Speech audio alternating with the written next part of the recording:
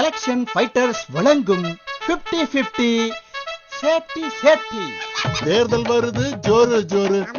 டெல்லி இருந்தா மோதி பாரு. நீ சைக்கிள்ல கொடுத்துட்டு ஆட்டைய போடுற. டிவி தரேன்னு அல்வா கொடுக்கிற. குழப்ப அரசியல் உன்னோட சிறப்பு. குடும்ப அரசியல் உன்னோட பொழப்பு. அரசு ஊழியர்கள் சங்க பிடிக்கிறது அம்மாவோட டேலண்ட். அரசு கஜானாவையே காலி பண்ணுறது ஐயாவோட டேலண்ட். ஊழலுக்கு இன்சியலு உன்னோட பேரு.